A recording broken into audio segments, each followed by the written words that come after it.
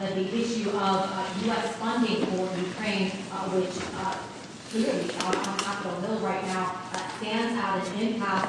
They are saying that the world is watching right now, including Russian President Vladimir Putin, and that this is the kind of visit that can send a message to the world at such a critical moment in this conflict about the U.S.'s continuing steadfast support for Ukraine, and that there is... Distinguished guests, the President of the United States and the President of Ukraine.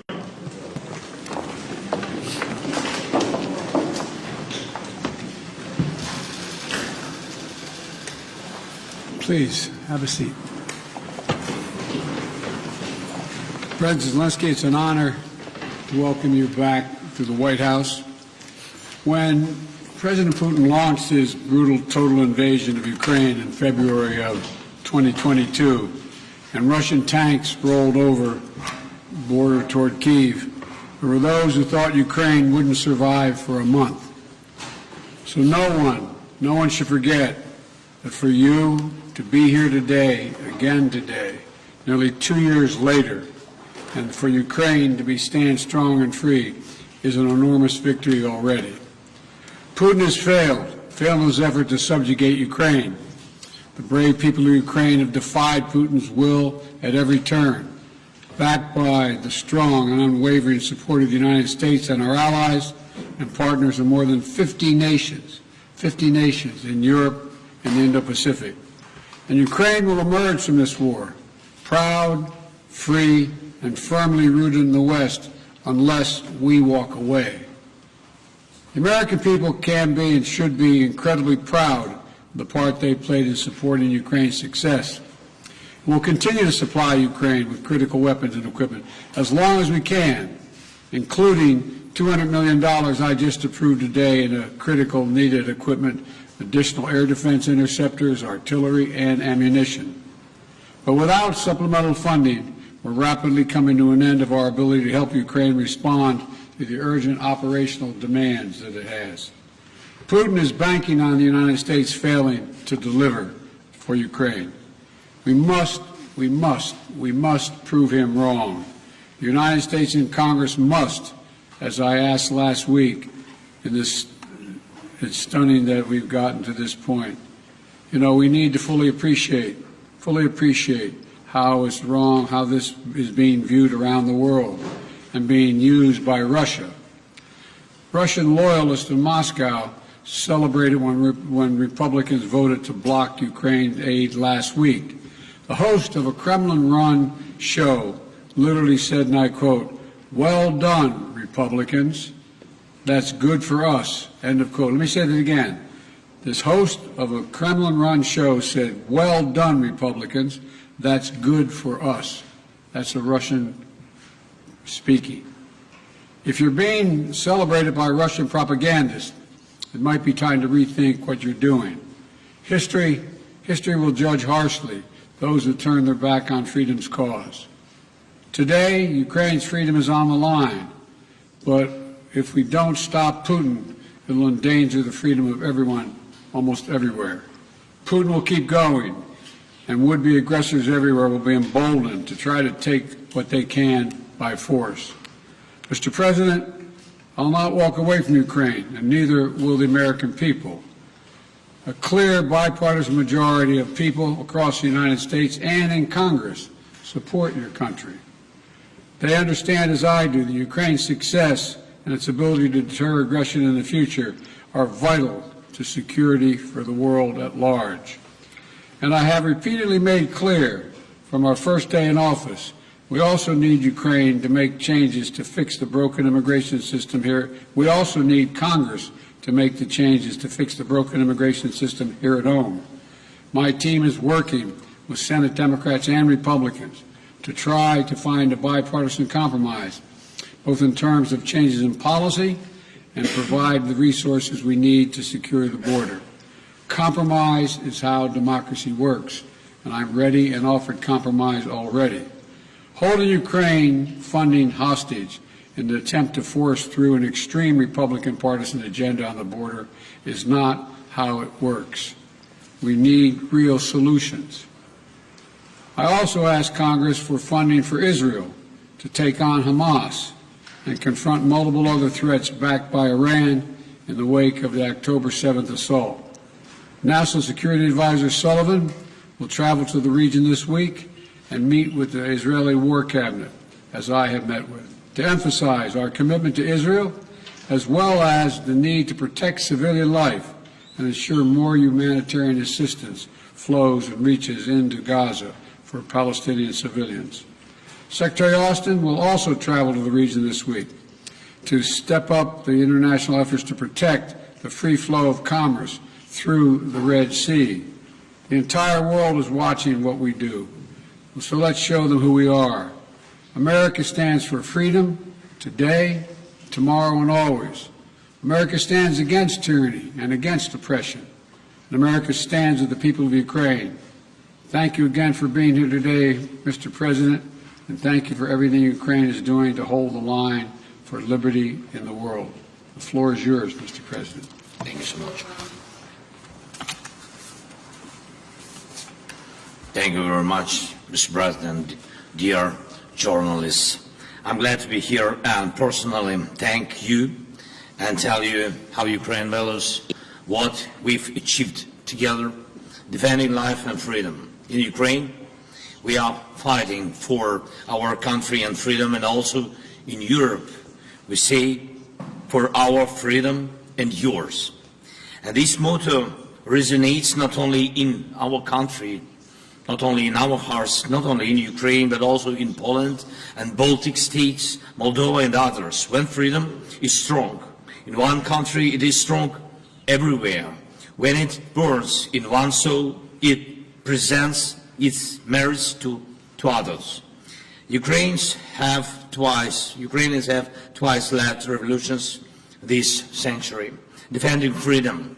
For nearly 2 years, we have been in a full-scale war, the biggest since World War II, fighting for freedom. We stand firm, no matter what Putin tries.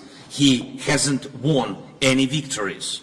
Thanks to Ukraine's success in defense, other European nations are safe from the Russian aggression, unlike in the past. Ukraine can now tackle the Russian dictatorship, so our children and other nations won't have to shed their blood and sacrifice lives defending against Russian aggression. We've already made significant progress. We've shown that our courage and partnership are stronger than any Russian hostility.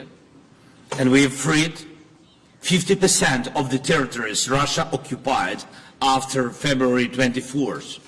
And we won the Black Sea and are reviving our economy. Thanks to maritime exports, Ukraine's 5% economic growth this year proves our effective partnership.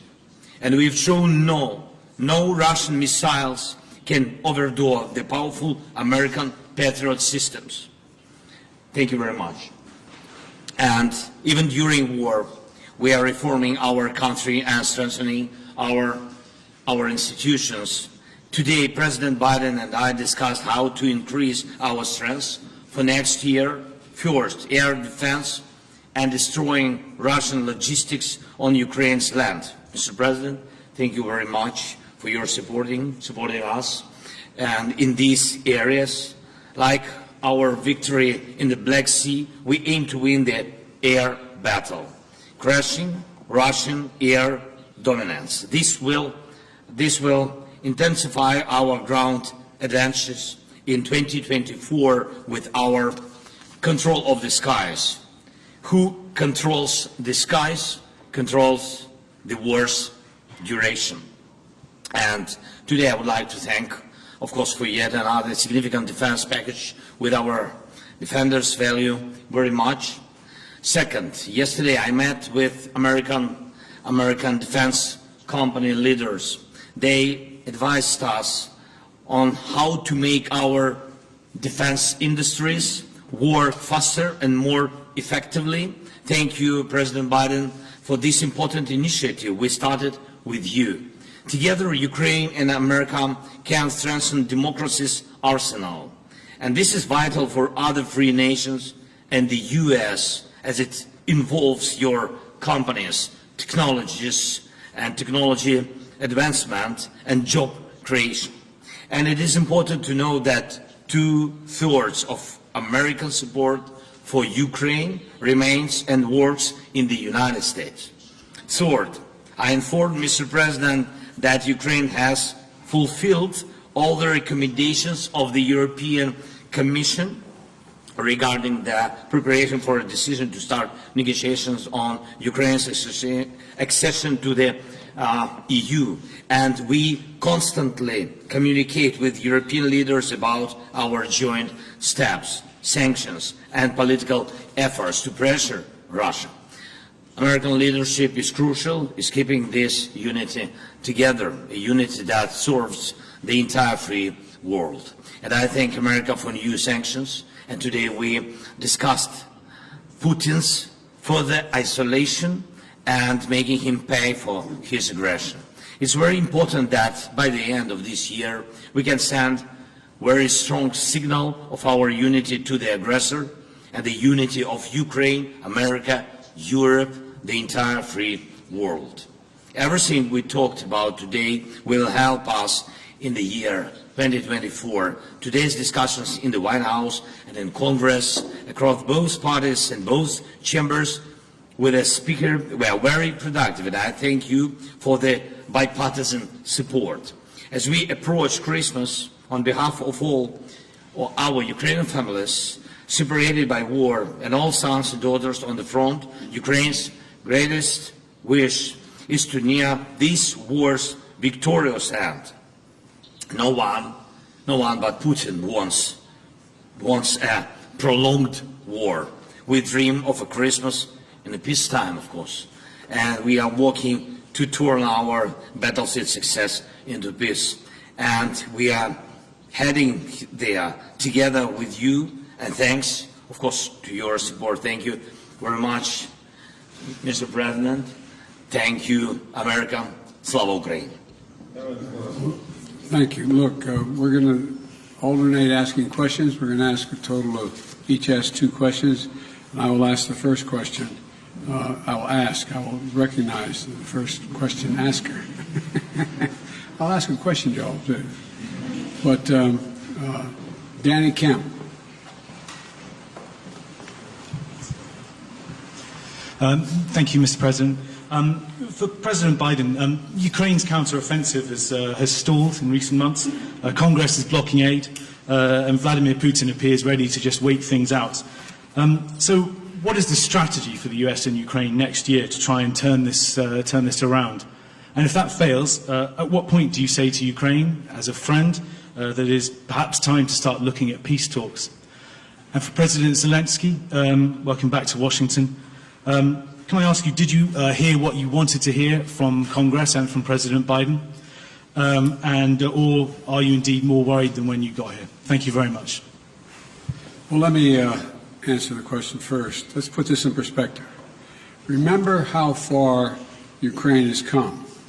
Russia has failed thus far in trying to erase Ukraine from the map and subsume it into Russia. Ukraine has taken back more than 50% of its territory seized since February of 22, and has pushed back the Russian Navy so Ukraine can export grain and steel to the world through the Black Sea. And thanks to the incredible courage of the Ukrainian people and the bipartisan support from our Congress, but it's not just American support. There are more than 50 countries helping Ukraine with military, economic, and humanitarian assistance. 50. The burden sharing, the U.S. has put up $75 billion, and our allies and partners have put up $100 billion. And more than 90% of our security assistance to Ukraine is being spent in the United States to provide weapons for Ukraine and replenish our stockpiles and build our industrial base. We need to ensure Putin continues to fail in Ukraine and Ukraine to succeed. And the best way for that to do that is to pass the supplemental. Yeah.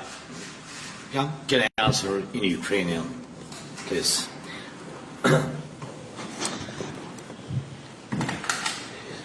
Дуже дякую. Thank you. First of all, I would like to add to the words of Mr. President Biden Які були успіхи, я вважаю, що about вони successes. не I далися нам не think просто, that але тим не менш, these це were були not дуже easy серйозні, successes. дуже Nonetheless, серйозні кроки, they і were вони quite точно були serious. кроки They were serious Дійсно steps перемогли на морі. forward. Ми Indeed, we знищили gained кораблі victory Російської Федерації, on the sea. We штовхнули destroyed ships їх of the Russian Federation. залишок їх We флоту до threw російських the територіальних remnants вод. of Так, their дещо fleet to Russian вони ще territorial залишають waters. у Yeah, Чорному морі, they біля have нашого something тимчасово in the Криму, Black але ми над Sea, цим будемо in the працювати vicinity of далі. our Далі temporarily наші occupied хлопці Crimea, знищили but we are going to 20 proceed тисяч this вагнерівців. activity. Our guys destroyed 20,000 of Wagner mercenaries. These are serious terrorists who were massing everywhere on African continent, in Syria, in Ukraine. There were a lot of mass. And nucleus of this terroristic organization is not existing anymore. Yes, we had a lot of problems, but nonetheless we were able to do this. Moreover, Russia were not able to seize any part of our territory, any village, any town. I'm not talking about large cities. And we are going to proceed with this. It is good without saying that we have objective, we have clear plan, but if you allow me, I am not able to tell you public on the details of the 2024 operations. If I heard what I want, I heard a lot. Surely I told what I wanted to. I feel and experience the support from President Biden administration, from senators, сигнали були. Вони були більш ніж позитивні, але ми знаємо, що є слова, а є конкретний результат. Ми будемо count on the great result. Therefore, we will count on particular result. Thank you. Your turn to ask a question. Sorry. Recognize someone. Телеканал Інтер, будь ласка. Inter, please. Thank you for taking my question. Dmitry Anopchenko, Ukrainian television news correspondent. Many Republican voices doubt the ability of Ukraine to win the war. Senator once recently even told that Ukraine need to cede some territories to stop fighting. Pane Volodymyr, to be very honest, have you even considered such a step to cede the territories to stop fighting? And Mr. Biden, could you please clarify the policy of your administration, the strategy of your administration on Ukraine? Is it about helping the country to defend itself or to win the war? Because it's obviously such a difference. I will begin. Okay. Ваше запитання до мене, чи готові ми віддати території, я так розумію? Your question is, if we are ready to give up our territories? Слухайте, питання не тільки в наших словах чи в думках. Питання в тому, на що ми готові, на що ні. Як може Україна просто віддати свої території? Тобто це абсолютно божевілля. Якщо чесно, дуже часто згадуємо Бога, це точно не по-християнськи. Там живуть наші люди, там живуть сім'ї, там діти. І все це частина суспільства українського. Але ми говоримо про живих людей.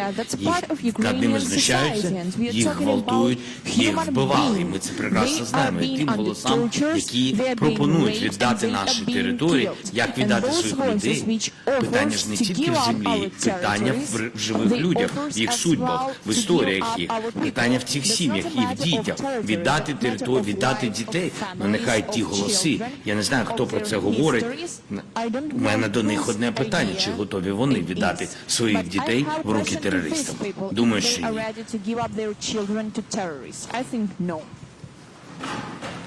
We want to see Ukraine win the war. And as I've said before, winning means Ukraine is a sovereign, independent nation and that can afford to defend itself today and deter further aggression. That's our objective. Trevor, Reuters. Thank you, sir. First, a question for both of you. Given the Republican skepticism of the Ukraine effort, do you worry that a second term for President Trump would be the end of an independent Ukraine? That's for both of you. And then for you, President Biden, Just an update, if you could, on the situation in Gaza, on the reports that Israel has begun flooding Hamas tunnels, and just the offensive in southern Gaza generally. How long do you think that operation should last? Thank you.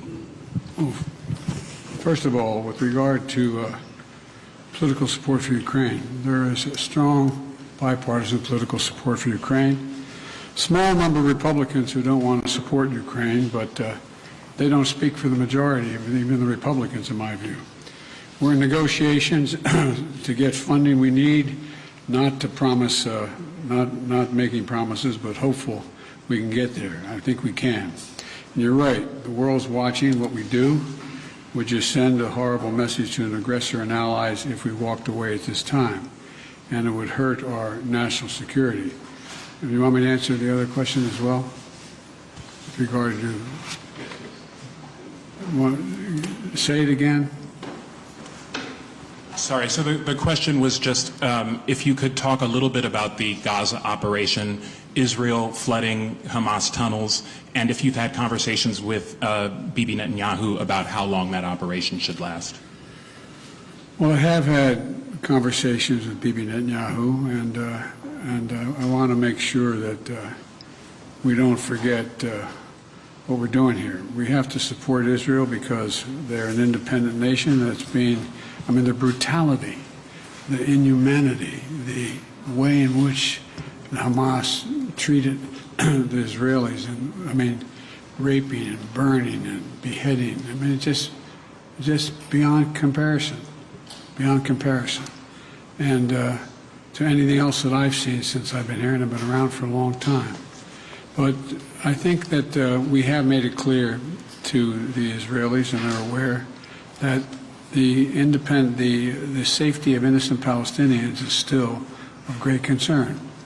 And so the actions they're taking must be consistent with attempting to do everything possible to prevent innocent Palestinian civilians from being hurt, murdered, killed, lost, etc. And look, it doesn't lessen their responsibility going after Hamas to innocent Palestinians and Hamas. Look, we have a responsibility to protect citizens and ensure they have access to humanitarian assistance. That's why I've worked so hard with our Arab friends as well as the Israelis to get humanitarian assistance into Israel, literally getting up to 140 trucks loaded with gear, loaded with food, loaded with everything that is needed by the Palestinians, including fuel. So, you know, Israel has stated its intent to fulfill these responsibilities. It's very difficult. With regard to the flooding of the tunnels, I'm not, well, there is assertions being made that they're quite sure there are no hostages in any of these tunnels, but I don't know that for a fact. I do know that, though, every civilian death is an absolute tragedy, and Israel stated its intent, as I said, to match its words with its intent with actions. That's why I was talking about today.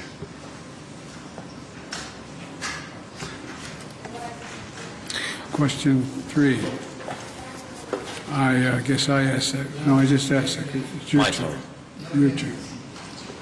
Якщо відповідаючи на ваше запитання, So, дуже addressing your швидко, я question сьогодні very дуже багато quickly, говорив з I've been представниками talking a lot with обох representatives of партій, both і parties. демократи, і республіканці Both запевнили Democrats нас and в повній Republicans підтримці. proved Вже ж подивимось, full але pledge до цього support. ми завжди вірили And we will у see, підтримку but before нашого this, стратегічного we've партнера always Сполучених been Штатів. trusting in Будемо support of our вважати, що strategic так воно partner, the все і United States, продовжиться. and we will consider І that it will continue Україна in не this залишиться на way, and одинці Ukraine просто will проти not такого remain автократичного alone терориста, як against Російська such a critical Федерація. terrorist as the Russian Federation. Укрінформ. Так, будь ласка. Thank you so much. My name is Yaroslav Dovopol, Ukrinform News Agency, Ukraine. Next summer, the United States will host an anniversary NATO summit in Washington, D.C., which raises a lot of hope, especially for Ukraine. President Zelensky What does the Ukrainian side expect from this summit? And do you hope to hear direct invitation for Ukraine to join the alliance? And President Biden, under what conditions is the United States ready to support the initiative of inviting Ukraine to be member of NATO? Thank you.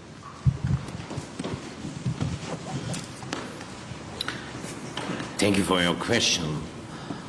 I will answer very quickly on this very complicated question.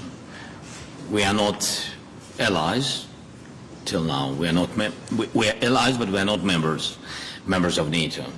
So that's why I think I will pass this question to our big friend, President Biden. Look, I'm very proud that how strong and unified NATO has become. And now it's even larger. Putin wanted the federalization of NATO when I met with him in Geneva right after I was elected. And he's gotten the NATOization of Finland instead. And NATO will be in Ukraine's future, no question about that. But as we said in Vilnius, Ukraine will become a member of NATO when all allies agree and conditions are met. Right now, we have to make sure they win the war. And, we launched a joint declaration of support alongside President Zelensky and the G7 leaders in Vilnius, outlining a long-term commitment to supporting Ukraine's defense needs. We also hosted the Defense Industry Conference last week here in D.C. to get that critical work done. So it's a step at a time. Thank you all very, very much. This concludes the, thank you everybody. Thank you everyone. This concludes the press conference. Thanks everybody. Thanks everybody. Distinguished guests, please remain in your seats while